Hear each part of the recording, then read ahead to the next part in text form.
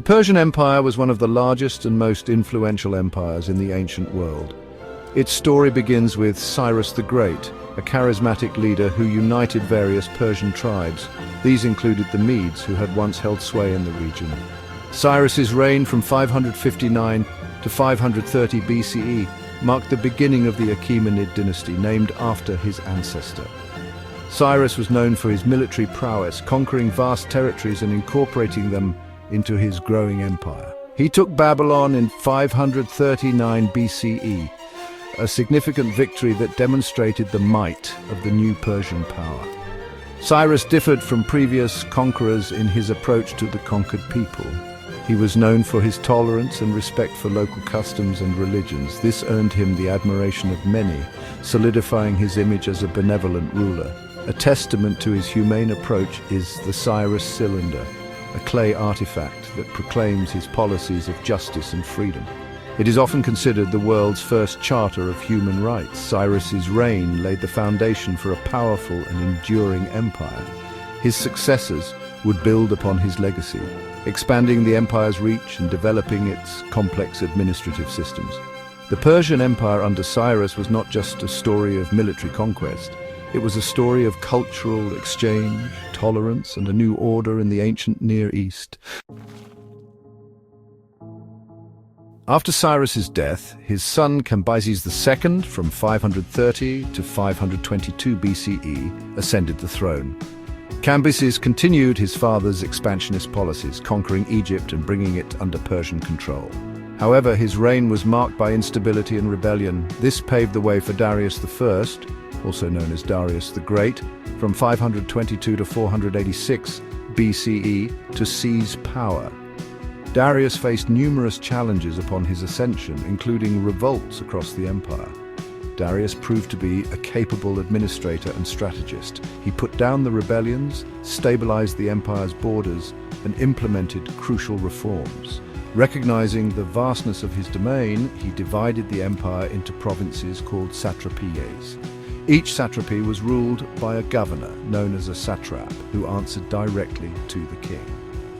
To ensure efficient communication and troop movement across his vast empire, Darius I established the Royal Road. This impressive feat of engineering spanned over 1,600 miles, connecting the westernmost reaches of the empire with Susa, one of the Persian capitals. The Royal Road facilitated trade, communication, and cultural exchange, further integrating the diverse regions under Persian rule. Darius's reign marked a period of consolidation and innovation. His administrative reforms, coupled with ambitious infrastructure projects like the Royal Road, laid the groundwork for the Persian Empire's continued prosperity and influence in the coming centuries. The reign of the Achaemenid kings coincided with the rise of Zoroastrianism, a religion that would profoundly influence Persian culture and governance. Founded by the prophet Zoroaster, the religion centered on the worship of Ahura Mazda, the wise lord and creator of all things good. Zoroastrianism is characterized by a dualistic worldview that pits Ahura Mazda against Angra Mainyu, the destructive spirit representing evil. Zoroastrian ethics emphasize good thoughts, good words, and good deeds. The religion's emphasis on truth, justice, and moral conduct resonated with the Persian rulers, particularly Darius the Great. While the Achaemenid kings practiced religious tolerance, Zoroastrianism became the dominant faith within the empire. Zoroastrianism's principles are reflected in the administrative practices and legal codes of the Persian Empire. The emphasis on truth and justice influenced the Persian legal system, which aimed to be fair and impartial.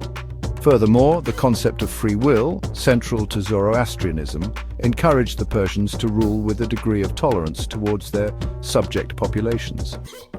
This religious influence contributed to the stability and longevity of the Achaemenid Empire. The success of the Persian Empire in maintaining control over its vast territories can be attributed to its sophisticated administrative system. Central to this system was the division of the empire into satrapies, each governed by a satrap who acted as the king's representative. The satraps were responsible for collecting taxes, maintaining order, and ensuring the smooth functioning of their provinces. To prevent the satraps from becoming too powerful and potentially rebelling, The Persian kings implemented a system of checks and balances. A network of royal inspectors, known as the eyes and ears of the king, traveled throughout the empire, reporting directly to the king on the conduct of the satraps and the overall state of the provinces. The Persian Empire boasted a unified legal system with a codified set of laws that applied to all subjects, regardless of their ethnicity or religion. This legal system, inspired by the principle of justice espoused by Zoroastrianism, aimed to ensure fairness and order throughout the empire. The Persian kings also invested heavily in infrastructure, building roads, canals and irrigation systems to facilitate trade, communication and agricultural productivity. These administrative strategies, characterized by a balance of centralized power and regional autonomy, allowed the Persian kings to maintain control over their vast empire for centuries. Section 5. Clash of Titans: The Greco-Persian Wars. The Persian Empire's expansion westward brought it into conflict with the Greek city-states, leading to a series of conflicts known as the Greco-Persian Wars, which took place from 492 to 449 BCE. The first Persian invasion, under Darius I, was prompted by Athenian support for Greek cities in Ionia, which is present-day Turkey, that had revolted against Persian rule. The Persians faced defeat at the Battle of Marathon in 490 BCE, a pivotal moment that demonstrated the resilience of the Greek hoplites against the Persian army. 10 years later, Xerxes I, Darius's son and successor, launched a second invasion of Greece with a massive army and navy. Despite their numerical superiority, the Persians suffered defeats at the Battle of Salamis in 480 BCE and the Battle of Plataea in 479 BCE, effectively ending their ambitions of conquering Greece. The Greco-Persian Wars had a profound impact on both sides. For the Persians, while it did not significantly weaken the empire, it halted their westward expansion. The Greeks, on the other hand, emerged from the conflict with a heightened sense of unity and identity. The wars also gave rise to a rich literary and artistic tradition in Greece, with playwrights like Aeschylus and Herodotus chronicling the events of the conflict and celebrating Greek heroism. Section 6. Internal Strife and the Rise of Macedon. Following the Greco-Persian Wars, the Persian Empire entered a period of gradual decline. Internal strife, fueled by succession disputes and revolts within the satrapies, weakened the empire from within. The once efficient administrative system began to deteriorate, with corruption and inefficiency becoming more prevalent. Meanwhile, a new power was rising in the North Macedon, a kingdom on the northern fringes of the Greek world.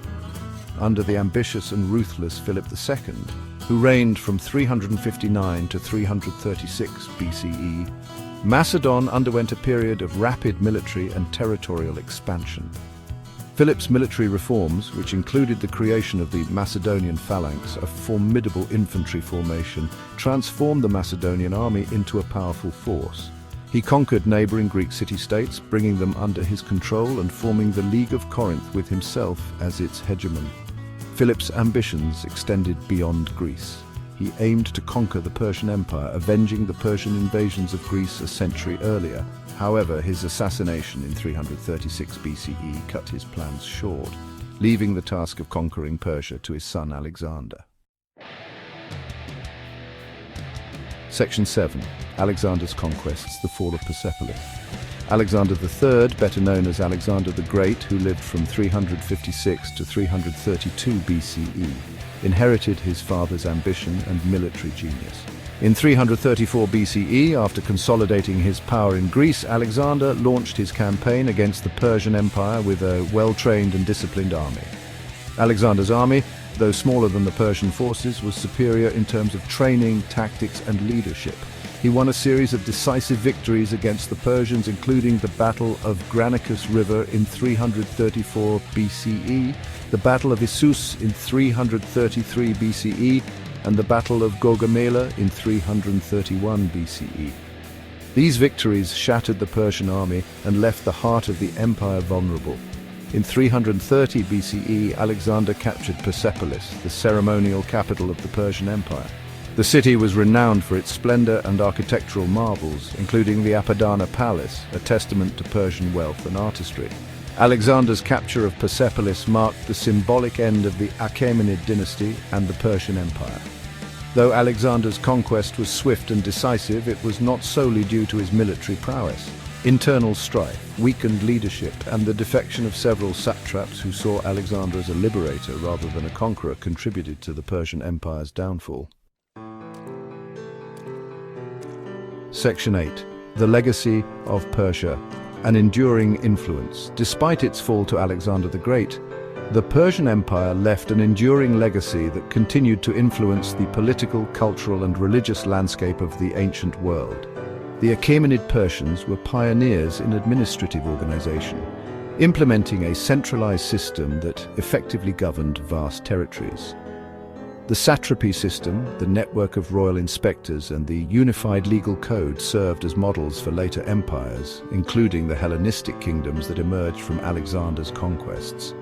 Persian art and architecture, characterized by their grandeur, intricate details, and fusion of different cultural influences, had a lasting impact on the artistic traditions of the regions they once ruled. The ruins of Persepolis, with its monumental staircases, intricately carved reliefs, and majestic columns, stand as a testament to the artistic achievements of the Persian Empire. Zoroastrianism, the dominant religion of the Persian Empire, continued to thrive even after the empire's fall. Its principles of good thoughts, good words, and good deeds influenced the development of other major religions, including Judaism, Christianity, and Islam. The Persian Empire, though long gone, left an indelible mark on history. Its administrative innovations, cultural achievements, and religious influence continued to resonate throughout the ancient world and beyond, shaping the course of Western civilization. Section 9. Conclusion. Echoes of an ancient empire. The Persian Empire, from its rise under Cyrus the Great to its fall with Alexander's conquests, stands as a pivotal chapter in ancient history. The empire's legacy is multifaceted, encompassing remarkable achievements in administration, infrastructure, art, and religion. Cyrus's vision of a united empire built on tolerance and justice laid the foundation for a period of unprecedented prosperity and cultural exchange. The Persian Empire's administrative system, characterized by its efficient bureaucracy, standardized currency, and impressive infrastructure projects like the Royal Road, set a precedent for imperial governance that influenced later empires for centuries. The Greco-Persian Wars, though ultimately resulting in the Persians' defeat, had a profound impact on the course of Western civilization, shaping the cultural and political landscape of ancient Greece. Though the empire met its end with Alexander's conquests, the legacy of the Persians lived on. Their administrative innovations, artistic achievements, and religious ideas continued to resonate throughout the Hellenistic world and beyond, leaving an indelible mark on the course of history. The Persian Empire, even in its absence, serves as a reminder of the interconnectedness of civilizations and the enduring impact of great empires on the course of human history.